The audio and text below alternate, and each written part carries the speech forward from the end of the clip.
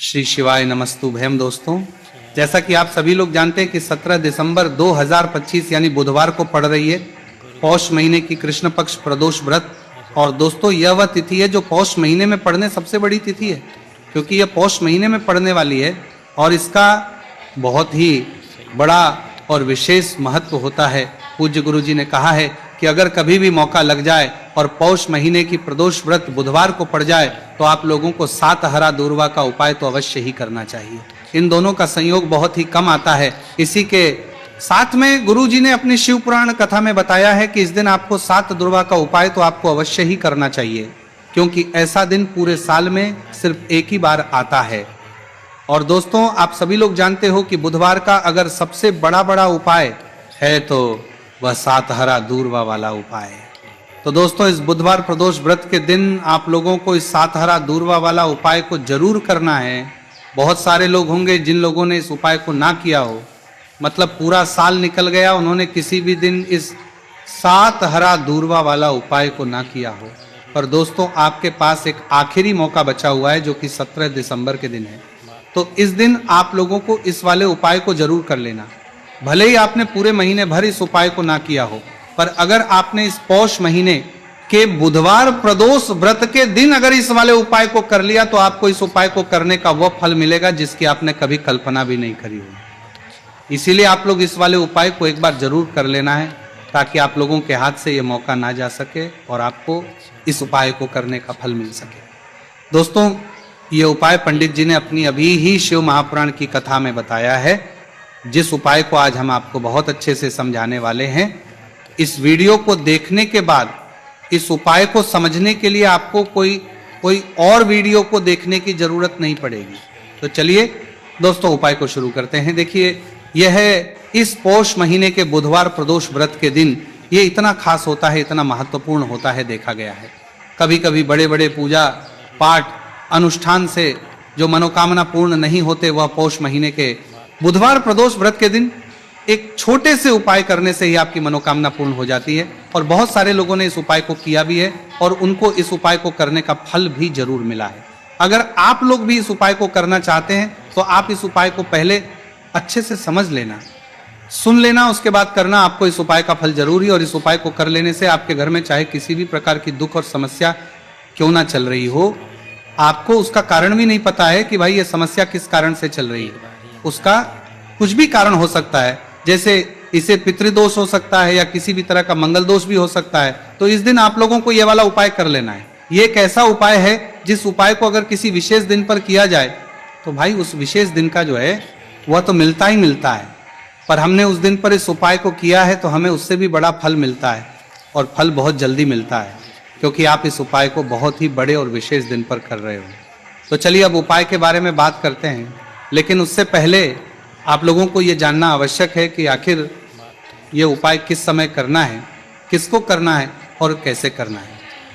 तो चलिए हम आगे आपको वीडियो में एक एक करके बता देते हैं। उससे पहले अगर आप लोग हमारे चैनल पर पहली बार हैं तो हमारे चैनल को सब्सक्राइब करना ना भूलें, और अगर आपके पास कोई सवाल है तो आप हमें कमेंट बॉक्स में बता सकते हैं। और अगर आपको हमारा वीडियो पसंद आया है तो आप हमें लाइक और शेयर करना ना भूलें। और अगर आपको हमारे चैनल की जानकारी चाहिए तो आप हमें फॉलो कर सकते हैं। और अगर आपके पास कोई प्रश्न है तो आप हमें कमेंट बॉक्स में बता सकते हैं। पहली बार आए हैं या फिर मेरी आवाज़ आज पहली बार सुन रहे हैं तो हमारे चैनल को सब्सक्राइब जरूर कर लेना, और इस वीडियो को करके कमेंट बॉक्स में श्री शिवाय नमस्तुभयम ओम नमः शिवाय जरूर टाइप कर देना। तो दोस्तों, इस 7 दूर्वा वाला उपाय को हमें इस बुधवार प्रदोष व्रत के दिन कैसे करना है, किसको करना है, किस समय करना है और कहां पर करना है, ये सारे सवालों के जवाब आपको इस वीडियो में मिल जाएंगे।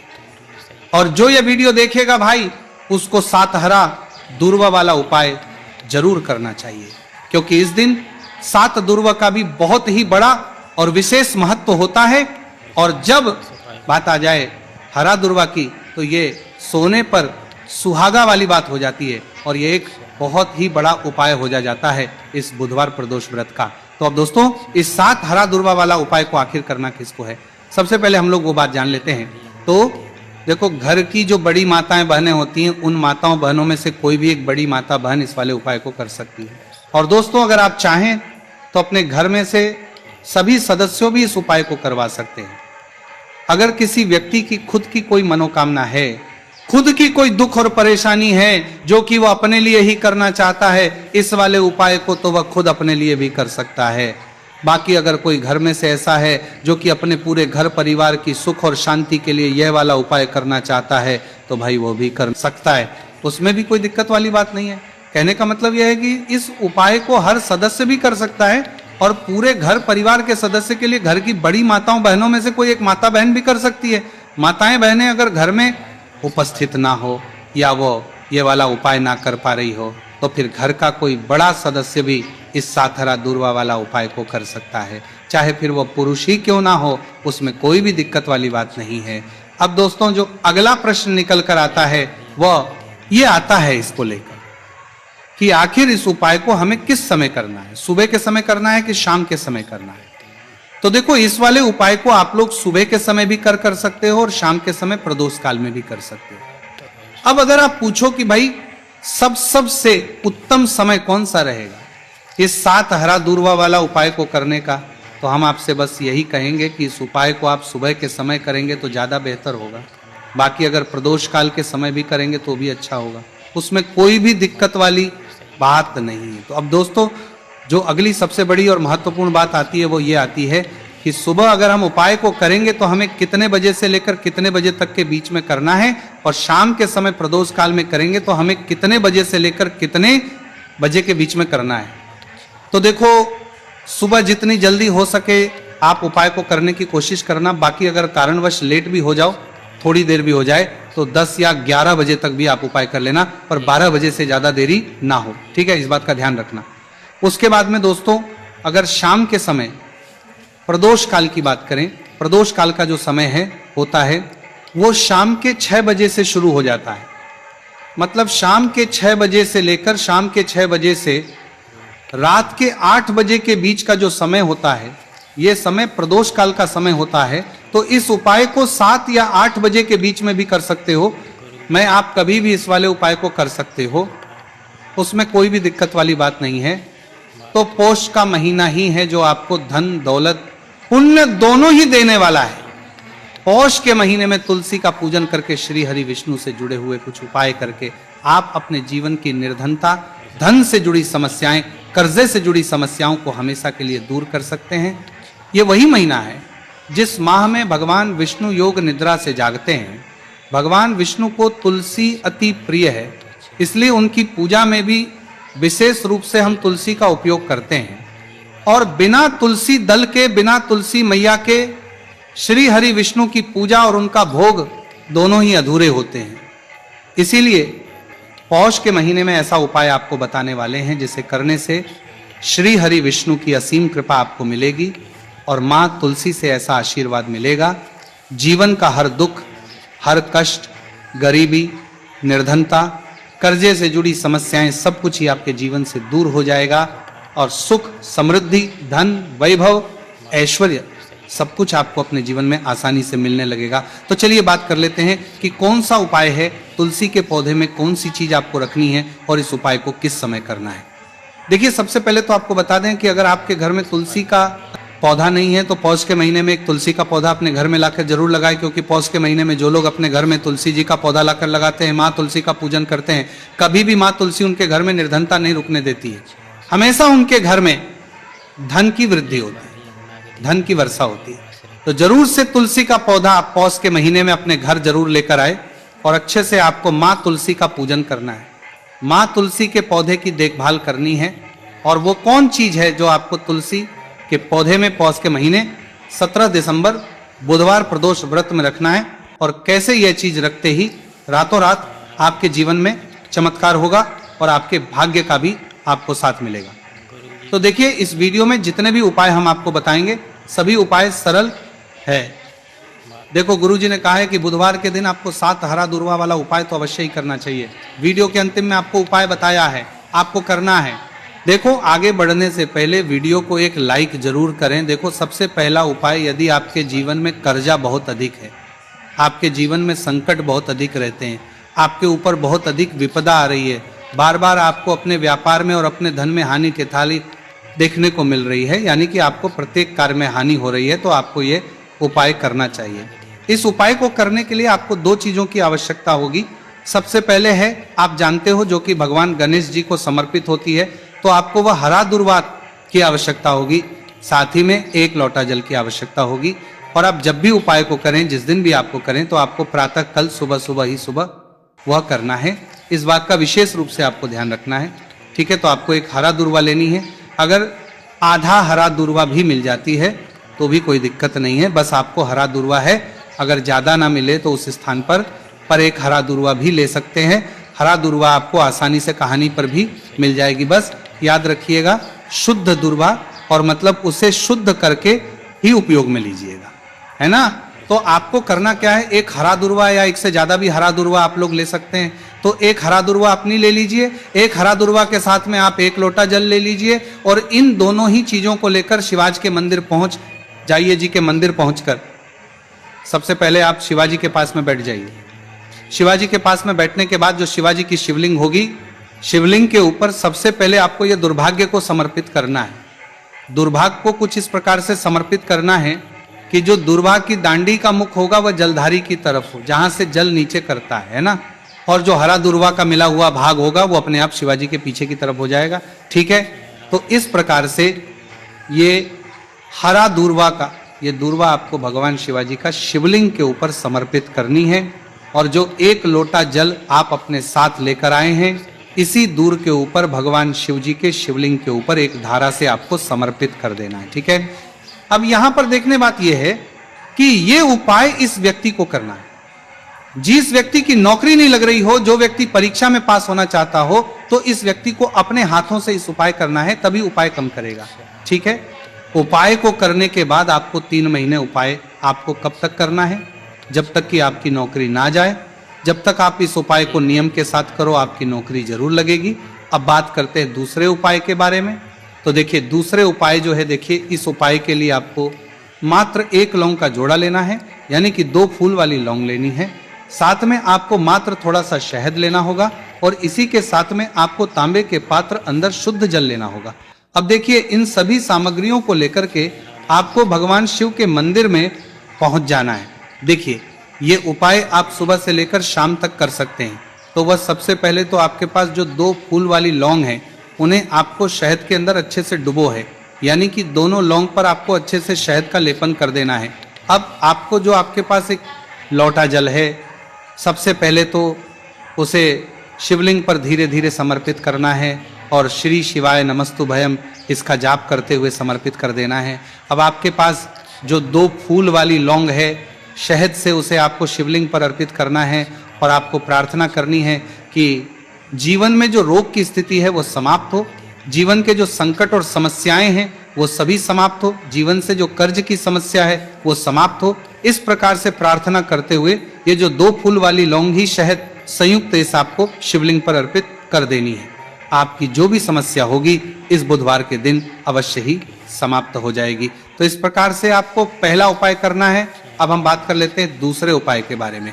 देखिए, यह उपाय आपके लिए सर्वश्रेष्ठ होने वाला है। देखिए, इस उपाय के लिए आपको चाहिए होंगे 5 हरा मूंग के दाने, और मूंग के दाने कहीं से भी खंडित नहीं होने चाहिए, इस बात का ध्यान रखें। और इसी के साथ मैं आपको 1 तांबे के पात्र के अंदर अपने घर से शुद्ध जल 1 लोटा जल ले लेना है। अब दोस्तों, इन सभी सामग्रियों को लेकर के आपको सीधे पहुंच जाना है भगवान शिव के मंदिर में। देखिए, इस उपाय को भी आप सुबह भी कर सकते हैं और शाम के समय में भी कर सकते हैं। देखिए, भगवान शिव के मंदिर में पहुंचने के बाद आपके पास जो 5 हरे मूंग हैं, उनमें से पहला जो हरा मूंग है, आपको शिवलिंग के सामने जो नंदी महाराज होते हैं और उनका जो पैर उठा हुआ होता है, वहां पर आपको पहला हरा मूंग समर्पित करते हैं, और आपको इसका जाप कर लेना है। फिर आपको दूसरा हरा मूंग लेना है, और शिवलिंग पर जो श्री गणेश जी वाला स्थान होता है, वहां पर आपको ये दूसरा हरा मूंग समर्पित कर देना है, यानी कि शिवलिंग के सीधे तरफ आपको ये दूसरा हरा मूंग समर्पित करना है। और फिर आपको ओम गण गणपते नमः या फिर ओम श्री गणेशाय नमः इसका जाप कर लेना है। तीसरा, हरा मूंग का दाना आपको भगवान शिव की सबसे प्रिय पुत्री माता अशोक सुंदरी वाले स्थान पर समर्पित करना।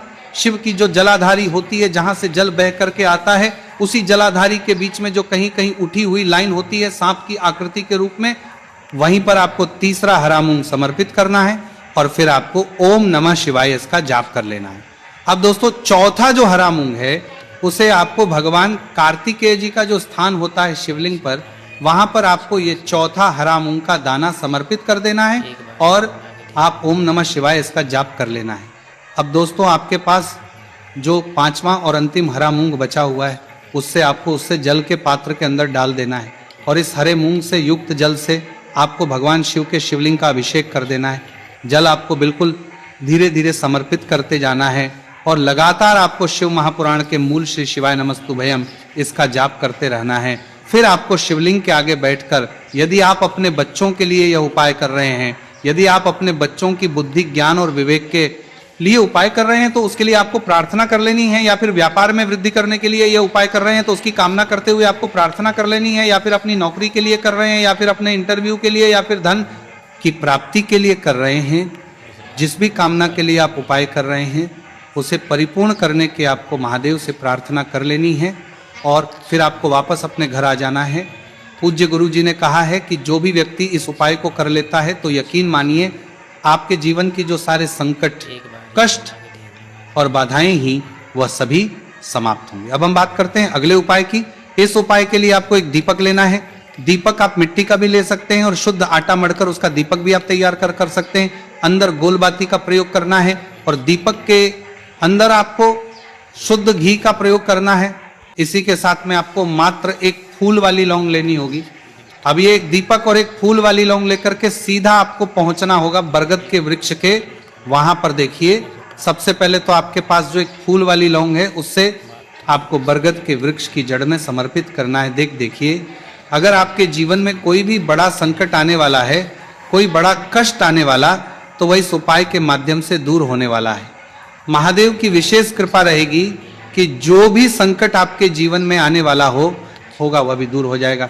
तो आपको एक लौंग समर्पित करनी है बरगद के वृक्ष की जड़ में और वहीं पर आपको जो है गोल बाती वाला दीपक जो आप लेकर के गए हैं उससे भी वहां पर प्रज्वलित कर देना है, वटकेश्वर महादेव का स्मरण करते हुए। देखिए, जब भी आपको जीवन में इस साल लगने लगे कि आपके जीवन में कुछ भी अच्छा नहीं चल रहा है, तब भी आपको इस उपाय करना है। तो इस प्रकार से आपको यह उपाय करना है। अब हम जान लेते हैं चौथे विशेष उपाय के बारे में। देखें, यदि आपके विवाह में, शादी में कोई भी समस्या आ रही है, यदि आपका जो कर्ज है वह दिन पर दिन बढ़ते ही जा रहा है, तो आपको यह चमत्कारी उपाय करना चाहिए। कोई भी समस्या अगर जीवन में है तो उसे दूर करने के लिए आपको इस उपाय करना चाहिए। मंगल दोष से जुड़ी हुई समस्या भी है तब आपको यह उपाय करना चाहिए। देखिए, इस उपाय के कर्ज को ले आपको एक तांबे के पात्र के अंदर अपने घर से शुद्ध जल लेना है और इसी के साथ में आपको एक चुटकी लाल चंदन लेना होगा। अब आपको क्या करना है कि जो लाल चंदन आपने लिया है उसे आपको उससे जल के पात्र के अंदर डाल देना है और यह जल जो है आपको लाल चंदन से युक्त तैयार कर लेना है और यह लाल चंदन से युक्त जल आपको भगवान शिव के मंदिर में लेकर के पहुंचना है। लेकिन उपाय भी आप सुबह से लेकर के शाम तक कर सकते हैं। अब दोस्तों, ये जो लाल चंदन से युक्त जल है इससे आपको भगवान शिव के शिवलिंग पर धीरे धीरे अर्पित कर देना है और आपको लगातार श्री शिवाय नमस्तुभयम इसका जाप करते रहना है। देखिए, यदि आपके जीवन में विवाह से जुड़ी समस्या चल रही है तो आपको मंगलेश्वर महादेव का स्मरण करना है और जीवन में अधिक कर्ज की समस्या है तो आपको आर्यन मुक्तेश्वर महादेव का स्मरण करना है। देखना, एक दिन आपकी सब तरह की समस्या जल्दी ही समाप्त हो जाएगी। तो इस प्रकार से आपको यह चौथा उपाय करना है। अब हम जान लेते हैं। तो दोस्तों,